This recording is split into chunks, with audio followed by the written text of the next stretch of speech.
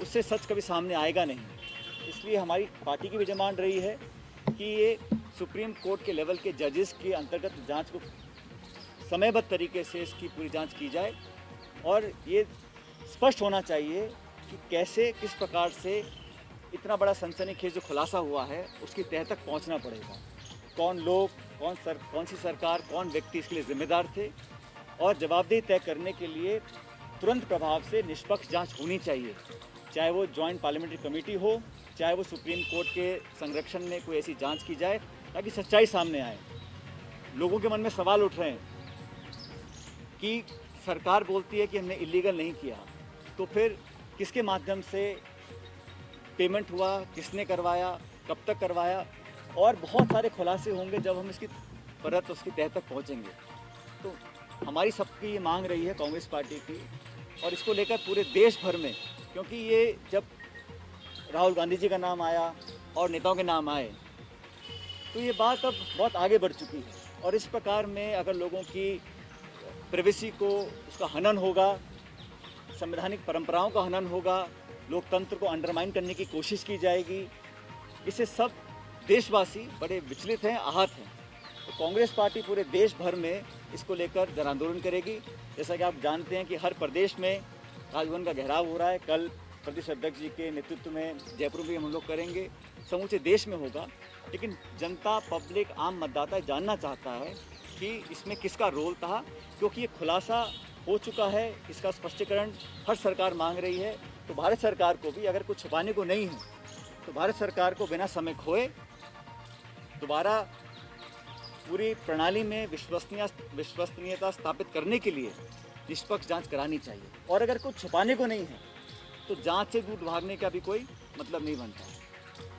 इसलिए क्योंकि ये पिछले 2-2.5 साल का खुलासा हुआ है और अभी तो बहुत लिमिटेड नाम सामने आए हैं, हो सकता है और भी नाम सामने आए, लेकिन भारत सरकार, क्योंकि ये डिपार्टमेंट और ये मंत्रालय भारत सरकार का आता है, इसलिए भारत सरकार को इस पर एक जांच इनिशिएट करनी चाहिए।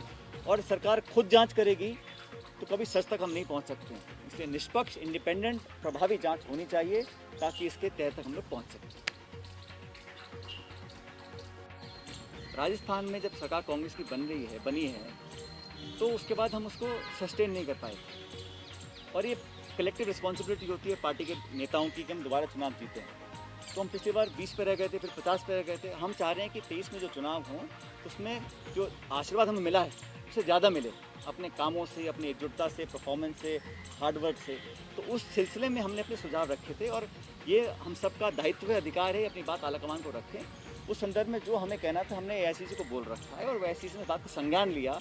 कमेटी बनी, कमेटी ने मीटिंग्स करी हैं और मुझे लगता है समय रहते सब निर्णय ले लेंगे, ताकि जो लोगों की उम्मीदें हैं। और कांग्रेस कार्यकर्ताओं के बारे में जब मैं अध्यक्ष रहा 6.5 साल, तब मैंने कहा, आज भी कहता हूँ, हमेशा कहता रहूँगा, जिन लोगों ने अपना सब कुछ न्यौछावर किया पार्टी के लिए, जिन लोगों ने दिन और रात देखा नहीं, जिन लोगों ने लाठियाँ खाई, केस उनके ऊपर लग गए, अपनी जेबों से पैसे खर्च किए, जिन्होंने खून पसीना बहा, जो बूथों पे खड़े रहे, उन लोगों को पद पोस्ट ना भी हो, मान सम्मान मिलना चाहिए। और ये बात हमारे वर्तमान अध्यक्ष भी बोलते हैं, सब पार्टी बोलते हैं। हम चाह रहे हैं कि कांग्रेस का जो परिवार है वो और व्यापक बने और मजबूत बने, नए लोग उसमें जुड़ें और जो मेहनत करता है उसके अनुपात में उसको एक पॉलिटिकल रिवॉर्ड भी मिले। ये हमारी शुरू से बात थी और आज भी इस बात को रिपीट करते हैं। ये जो कानून बने हैं ये पॉलिटिकल एजेंडा को पूरा करने के लिए बन रहे हैं और इसका विरोध पूरे देश में हो रहा है।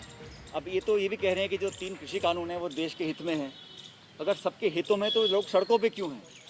महामारी के समय लोग सड़कों में बैठे हैं, सर्दी में, गर्मी में। तो ये अपना निर्णय थोप देना, ये हिंदुस्तान के लोकतंत्र में बहुत ज़्यादा चलता नहीं है। बहुमत के आधार पर मनमानी करना, अपनी जिद पर अड़े रहना, विपक्ष को नकार देना, विपक्ष की आवाज़ को दबा देना, ये इस सरकार की खूबी है। राजीव गांधी जी जब प्रधानमंत्री थे तो 425 सांसद कांग्रेस पार्टी के थे। उस समय भी विपक्ष को मान सम्मान मिलता था, चर्चा होती थी, संवाद होता था।